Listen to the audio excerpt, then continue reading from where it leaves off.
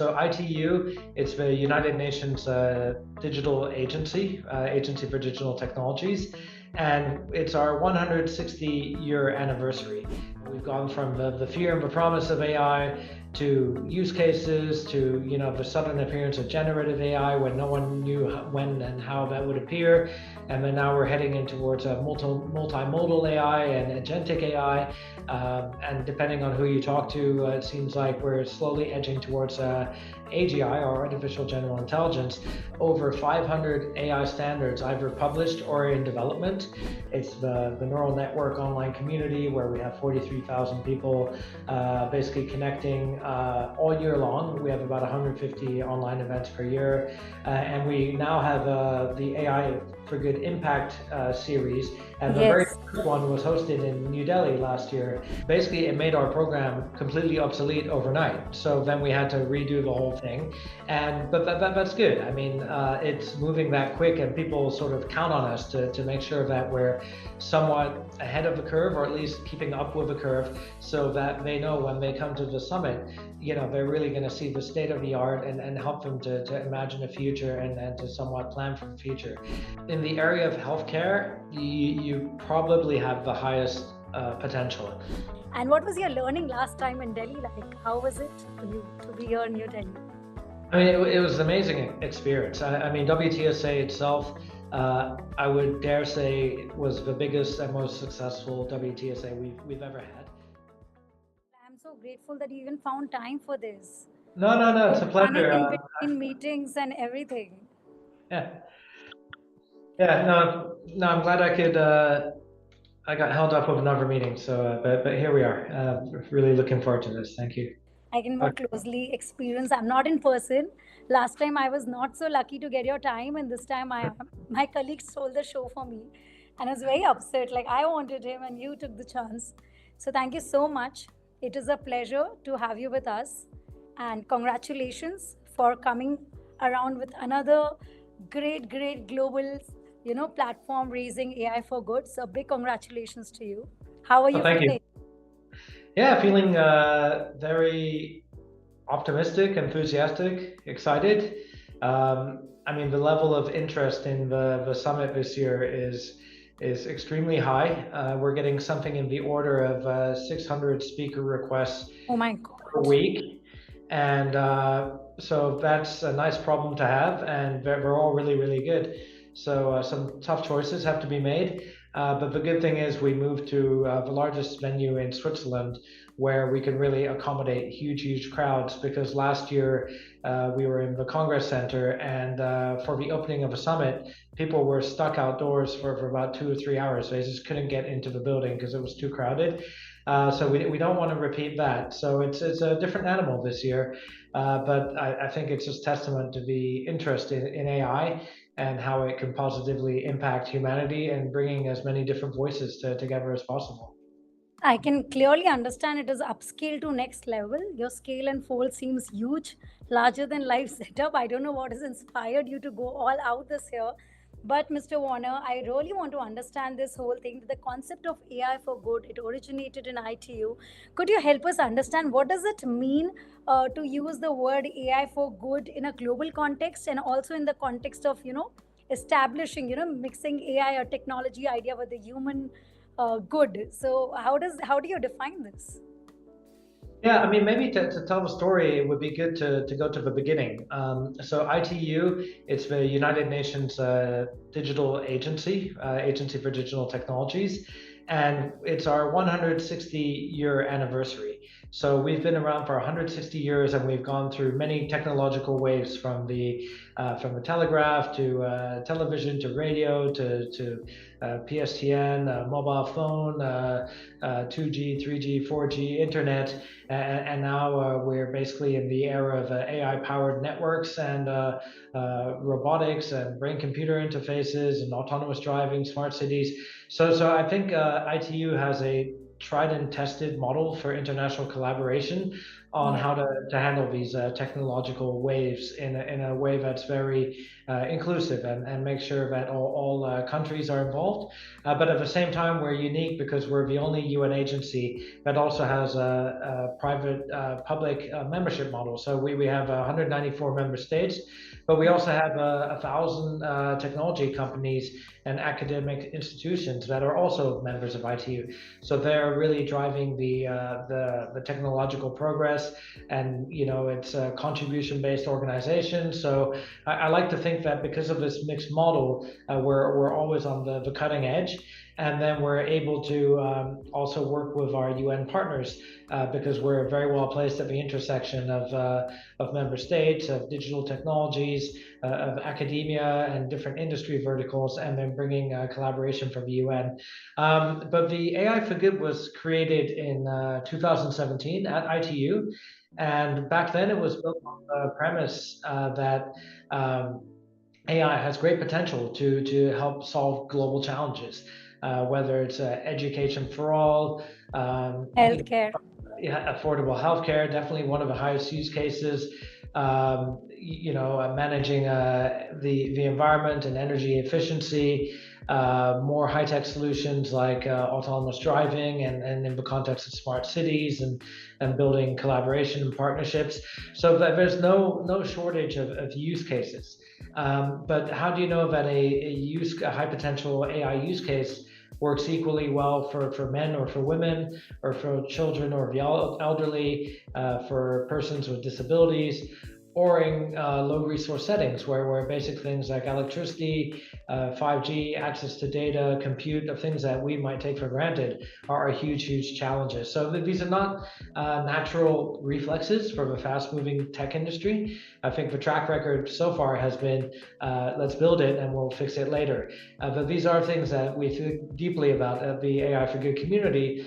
And I think, if you look at how now we've gone from the fear and the promise of AI to use cases to the sudden appearance of generative AI when no one knew when and how that would appear, and then now we're heading in towards a multimodal AI and agentic AI, and depending on who you talk to, it seems like we're slowly edging towards AGI, or artificial general intelligence.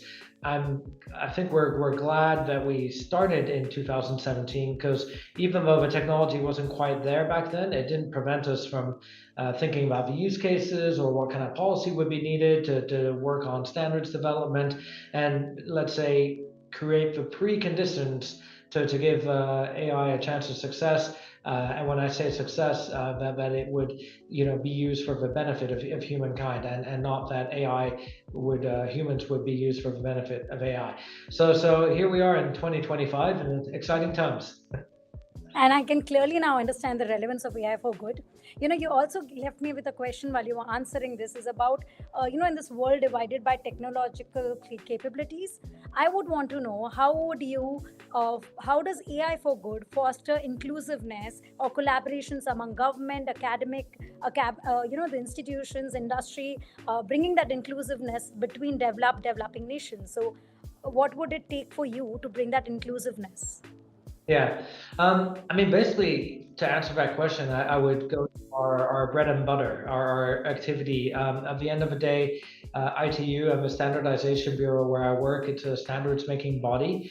And we currently have over 500 AI standards either published or in development.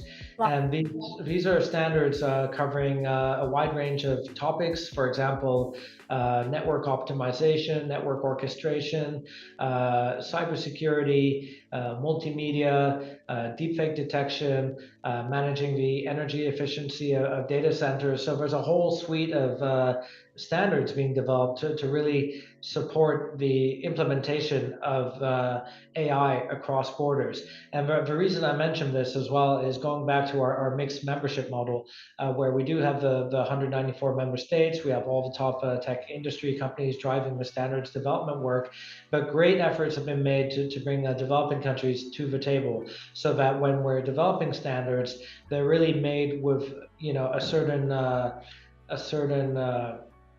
let's say spirit, in that they are inclusive by nature, they respect human rights, They address global challenges like energy, like healthcare, like agriculture, disaster management, autonomous driving. So all these areas we're working on.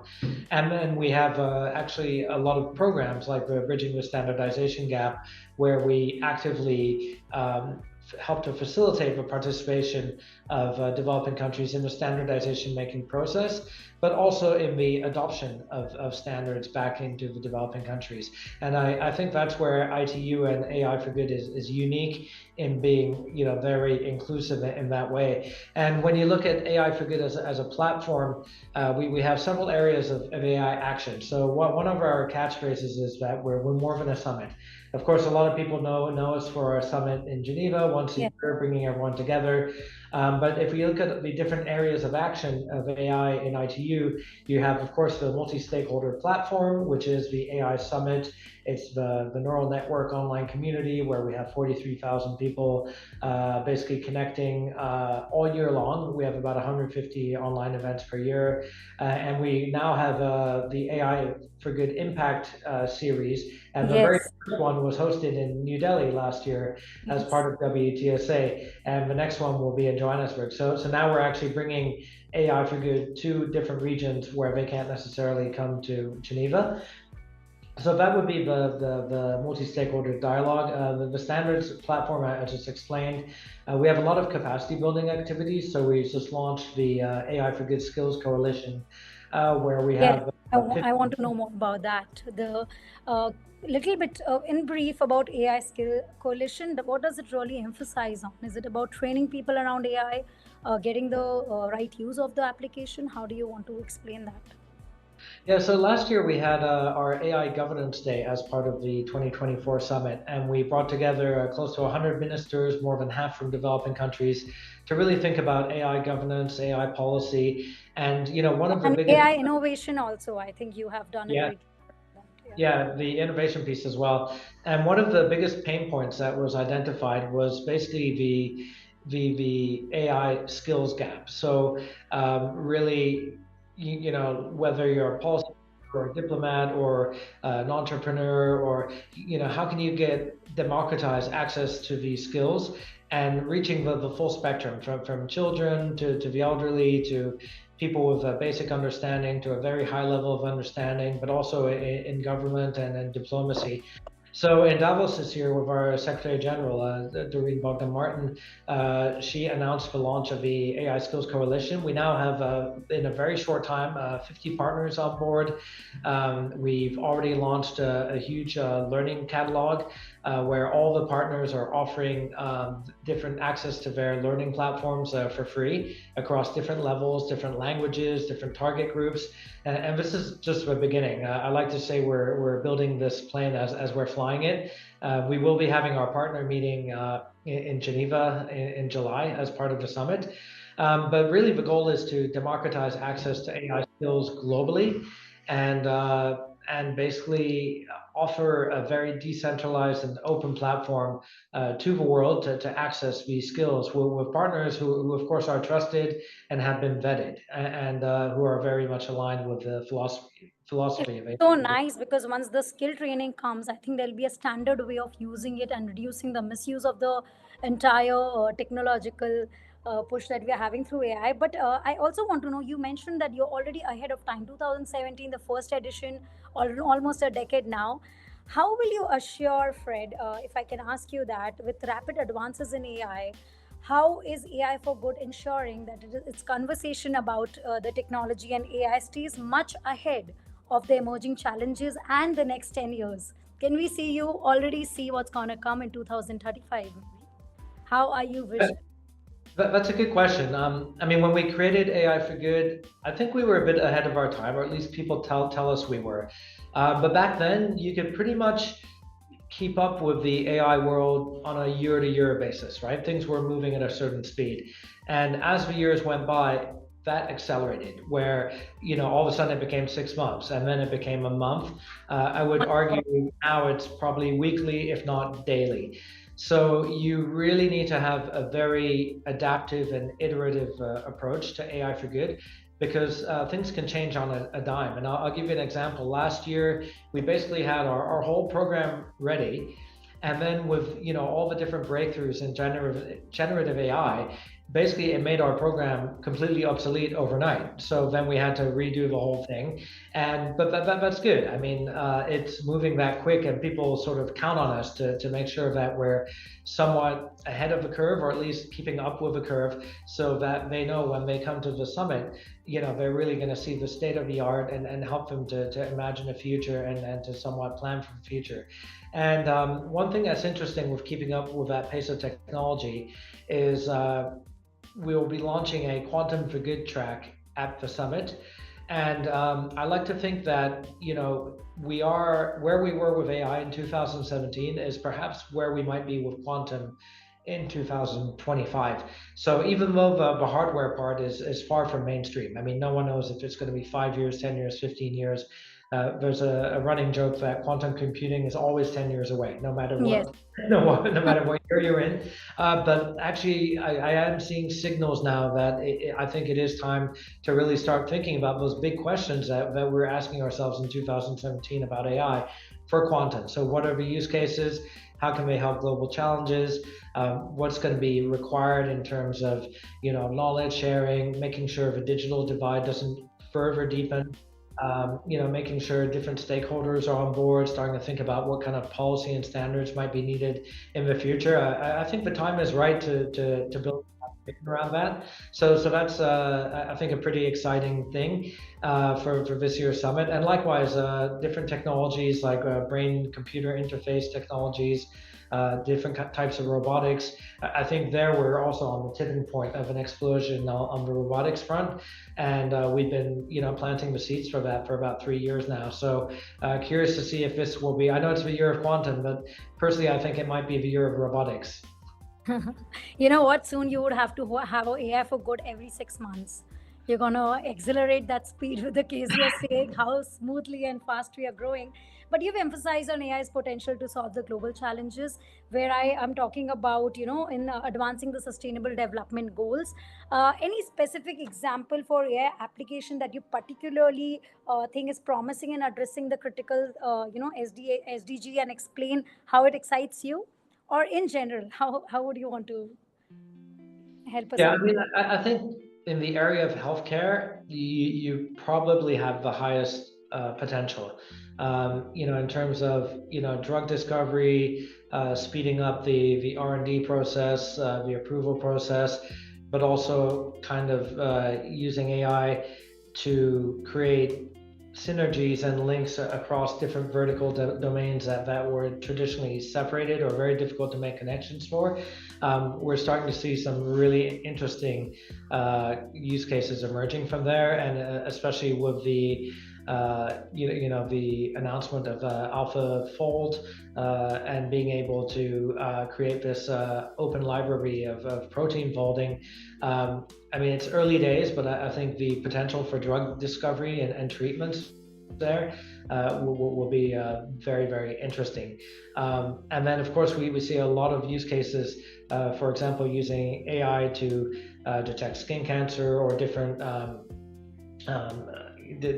skin diseases.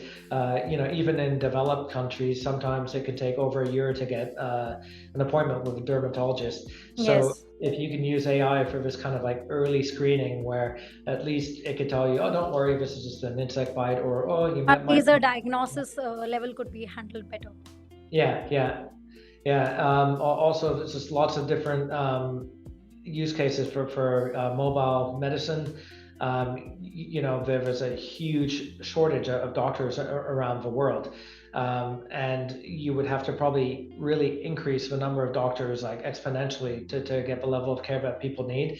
But again, using this kind of like early screening, early diagnostics, different tools, whether it's on your mobile phone or if it's with telemedicine and over 5G, 6G networks. I think there's huge promise there. I know we've been introducing the brain machine or brain computer interface technologies at the summit, and I Yeah. see huge potential for accessibility. Last year, we had a press conference focused on robotics and BCI for accessibility, and it was super like for example exoskeletons, AI-powered exoskeletons helping people to walk again or to move again and regain some kind of mobility, or people using BCI technologies to be able to communicate. I saw different demos helping the blind to walk and navigate their audience, or people who have different disabilities with communication, again using BCI to communicate.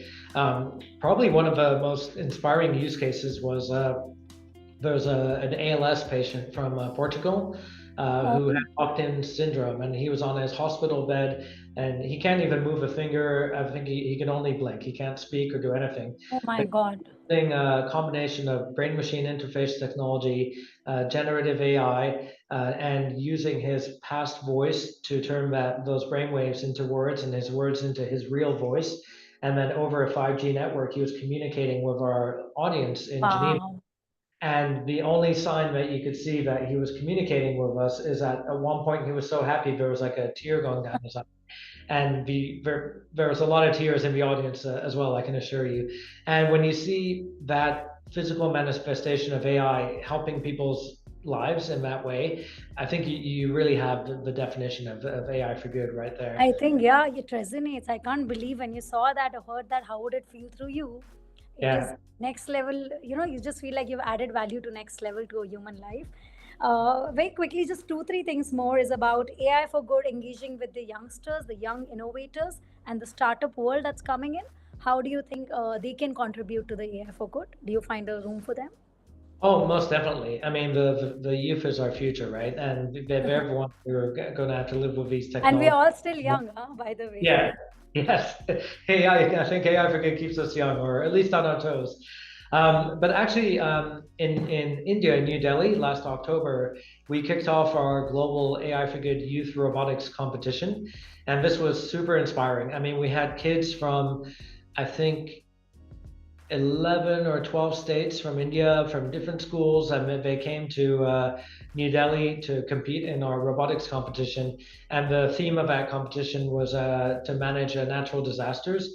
And Okay. then so you have these kids who went through several rounds of tournaments, and then you have the grand finale in New Delhi, WTSA. And to see them, from 7 in the morning till 8 at night, competing to try and win that prize, and really hands-on using robotics to simulate, how robots would go into like an earthquake type scenario and manage. Disaster management in this space, right? Yeah, yeah. Yeah, so we did that in India, and then the winners are going to come to Geneva to qualify for the grand finale. But that competition is happening in 25 countries right now as we speak, Wow. and it's I think a really practical way of involving youth. At the same time, we have a program called the Innovation Factory. So it's a year-long AI startup pitching competition, and we actually Wow. had an India-focused edition as well, with the winners presenting in New Delhi last year. And basically, any startup that's using AI in a unique way to solve global challenges qualifies, and then they go through different pitching rounds, a bit like a Dragon's Den or the Shark Tank, depending where you're from. And then the winners come to Geneva as well. So that's a very practical way of engaging startups. We also have our global machine learning challenges, which have engaged over 10,000 competitors from around the world, most from Africa and India, actually, generating 40,000 submissions across 100 different problem statements, and resulting in about 150 new solutions on GitHub. Anything from managing landslide detection to reducing the energy consumption of 5G base stations. So really practical ways of engaging the next generation of developers, but also maybe standards makers or policymakers of the future. You've so beautifully answered all my questions before I could pose it to you, including how India really, India's ecosystem for AI has impressed you, given us such beautiful stories of how you found our people very active in your robotic competition, and that even prepared you to put up a startup event over here. But still, I will ask you, now that you believe that India AI ecosystem is good, would you consider hosting another AI related event in India in the near future? Is it like AI for impact that you're coming with? And what was your learning last time in Delhi like? How was it for you to be here in New Delhi? I mean, it was an amazing experience. I mean, WTSA itself, I would dare say, was the biggest and most successful WTSA we've ever had. Yes. Prime Minister Modi opened up the ceremony, so we had the biggest opening ceremony that we've ever had. In terms of engaging, India as a host country, but also as contributors to the assembly, was incredible. And at the same time, they had the India Mobile Congress happening at the same time. So we really leveraged that opportunity to have the AI for Good Impact India and the Robotics for Good as part of the IMC. And what really inspired me, I mean, everyone knows India is a tech powerhouse. I mean, that's for sure. But the level of enthusiasm and entrepreneurship, and also I think a very strong, top-down strategy from the government, especially when it comes to 5G and 6G. I think it really lays the building blocks and the foundation for a successful AI ecosystem in India. And so we're very much, very much enjoyed that experience. And I'm working with the team to come back to IMC this year again, and then maybe we could do another robotics competition or an innovation factory or some programmings. So I don't want to spill the beans before everything's confirmed, but I think there's a high chance we'll be back in India, because it was such a great host and such a warm welcome as well. I'm so happy you liked our welcome, and I don't know how you liked our food and everything. It's so Oh, different. amazing! I'm still trying to lose my So kilos. spicy. Yeah. That went well, but WTSA, as you mentioned, did you think that influenced the discussion and standards prioritizing AI? Or did it really influence or create any importance over there? Yes, most definitely. I mean, there was a resolution passed on AI, and I think that was largely due to that sort of convergence of factors. One was timing. I think one was where it was hosted, and so that was actually I think one of the big successes was to get an AI resolution coming out of WTSA, and India played a large part in that. And we're really looking forward to welcoming India as well to the AI for Good summit. I know the Honorable Minister Niraj Mittal, he'll be coming, and we'll be engaging different parts of the government as well. So very enthusiastic about that. I'm glad you see our role and adding some value to AI for Good as India participates. So it's nice that you see India can add value to a big global summit like this. And Fred, I have to ask you this: what keeps you so grounded and healthy? Because I have been chasing your schedule past 3 months. So what has made you pace with this AI world, the whole thing? What is your secret? Because if you can do it, then we can do it also. So we really need that hack. I think the AI, it's a bit like a mirror, a bit like a mirror for humanity, if you think. Anytime there's a new AI solution or a dilemma, you almost have to think or ask yourself, well, what would I do, or what would a human do in this situation?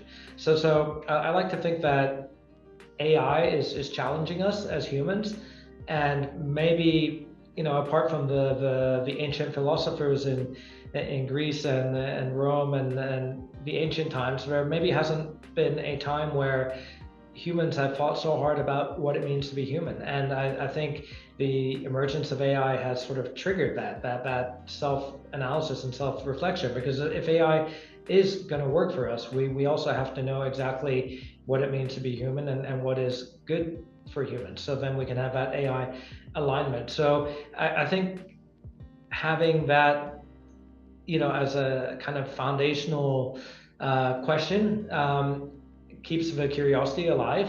Apart from that, I think playing. I have a few hobbies that keep me sane. So I think a lot of exercise. I play a lot of music.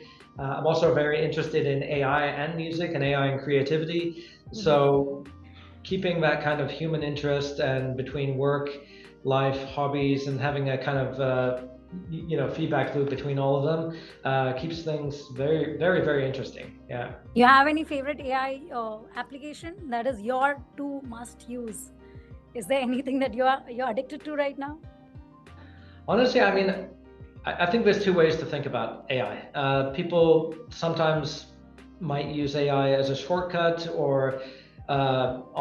and I think when we use them the wrong way, you kind of have a dumbing down of whatever it is you're trying to do. So, whether it's if you're trying to write something or if you're trying to make music or create poetry or come up with something creative, if you use it as a shortcut, I think the result is going to be poor. You're just going to end up with something worse than if you put the time into it. But if you use AI as a kind of critical analysis tool, so for example, I don't know, let's say I'm writing a proposal and my prompt might be pretend you're a very aggressive lawyer and find an argument or like, please tear apart my proposal, and then see what it comes up with. And then it's more like a counterpart. It can simulate someone arguing with you or someone trying to poke holes in your proposal. And so I think if you use it in that way, then it's actually going to take you longer to finish your work. It's not going to be a shortcut, but then I have done that. might be It better. was Yeah. to do an interview with the Lebanon ambassador. I wrote to AI, give me tough questions, as if I'm angry, and they gave it to me in that. So they changed the context of the question that we asked him. So I understand what you're saying. It is how you use it, is how it becomes to you. In one line, AI for good, just one shortest phrase, how you would leave us with AI for good, 2025. I would say the future is here. If you go to AI for Good, you will see the future in front of your eyes. It is just there. Fred, Yeah. it is a real privilege. I would want to in person sit and talk to you more elaborately the day you're hosting, and I can see you in that frame where you're creating everything in your mind now. It is a privilege. We are privileged as Indians to be part of it, and we are honored to get an opportunity to host you in India, and this time get hosted there as well. So I think it's a both side benefit, and thank you so much. It is a pleasure. It has been a pleasure knowing you. And I got your secret now. We're gonna share it across. We're gonna do our life like you, balancing around. So it is a real, real pleasure to have you. Thank you, and it was really fun and a pleasure and an honor speaking to you. And India has a special place in my heart after WTSA. So, any chance to go back, I'll be there.